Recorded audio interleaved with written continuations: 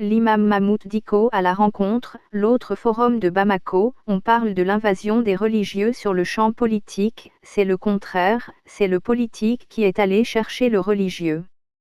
La session spéciale du forum de Bamako dénommée « L'autre forum de Bamako » a démarré hier à Bamako. Cette session est organisée par les responsables de la Fondation Forum de Bamako, en partenariat avec le groupe VIP Africa. Cet autre forum, en prélude du traditionnel forum reporté au mois de mai 2021, a pour thème « État, citoyenneté, religions et laïcité, état des lieux, enjeux et perspectives au Mali ». Cette rencontre a regroupé des sommités, l'intelligentsia malienne, africaine, européenne voire même mondiale. Au cours des débats, l'imam Mahmoud Dicko, ancien président du Haut Conseil islamique du Mali, HCIM, parrain de la CMAS, coordination des mouvements, associations et sympathisants de l'imam Mahmoud Dicko, s'est prononcé sur les réalités de la vie publique malienne. On parle de l'invasion des religieux sur le champ politique, je pense réellement que c'est le contraire, c'est le politique qui est allé chercher le religieux, a déclaré l'imam Dicko. Après avoir remercié les initiateurs, modérateurs et présentateurs de cette rencontre de 2 jours, l'imam Mahmoud Dicko a craché des vérités que certains murmurent tout bas. On parle de l'invasion des religieux sur le champ politique, je pense réellement que c'est le contraire, c'est le politique qui est allé chercher le religieux.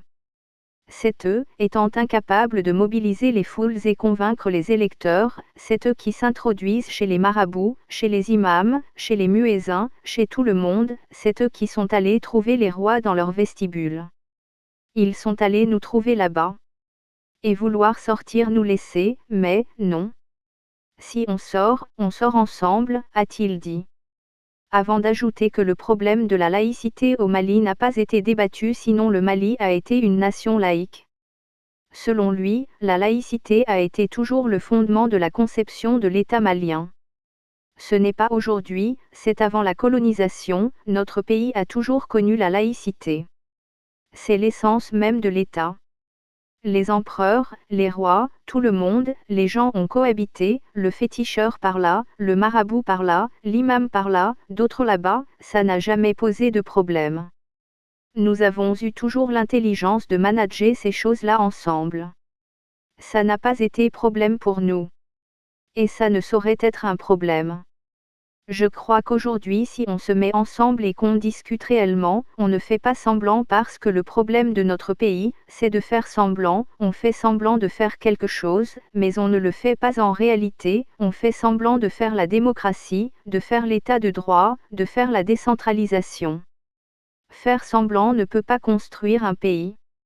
Et un pays ne peut pas se construire sur ça. C'est un débat qui doit s'instaurer et l'on doit se parler vis-à-vis, a déclaré l'imam Dicko. Pour lui, l'imam qui doit rester de côté, va rester de côté. Nous sommes dans une république où l'imam n'a pas de place. Notre constitution ne prévoit rien pour les religieux. Ils n'ont même pas un statut. Mais le seul statut que la constitution me donne qui est ma citoyenneté, vous ne voulez pas que j'aie cela aussi. Je dois mettre à côté ce qu'on appelle imam, je suis Mahmoud Dicko, j'ai mémorisé le Coran, donc je n'ai aucun droit de citoyenneté dès que je parle de religion. Pourquoi vous confondez la personne de Mahmoud Dicko à la religion? Non. La religion a sa place que vous lui avez réservée. Mahmoud Dicko est un citoyen malien à qui la constitution malienne donne des droits, a-t-il précisé. L'imam Dicko pense qu'il a son mot à dire sur la conduite du pays. De penser que le fait que je suis imam et que je parle de mon pays, ça veut dire que j'ai débordé, je ne sais pas pour aller où. Pour aller nulle part, je suis là. Les autres peuvent parler de ce qu'ils veulent, c'est leur façon de voir, de comprendre les choses. Je leur dis en retour qu'eux-mêmes revendiquent, qu'ils ont des valeurs sociétales qui sont basées sur l'autre religion, le judaïsme et le christianisme. Ils le disent, les responsables de l'Occident le revendiquent même. Pourquoi eux ils peuvent revendiquer alors qu'ils ont des valeurs qui sont basées sur le judaïsme et sur le christianisme et ils n'acceptent pas, ils ne souffrent pas qu'un imam ou un musulman revendique des valeurs aussi qui sont basées sur les valeurs sociétales qui sont les nôtres. Ce sont des politiques, a-t-il dit. Avant d'ajouter ceci, le plus grand politique de notre temps, c'est qui? C'est le pape, c'est un chef d'État. S'il vient au Mali, ce n'est pas un imam qui va aller l'accueillir, mais c'est le président de la République qui va aller l'accueillir. Et il parle de toutes les gestions qui concernent la République. Pourquoi vous acceptez que lui, pape, le fasse et que nous on ne puisse pas parler de la gestion de la vie de notre nation? Veut savoir l'imam Dicko. Source, Le Républicain.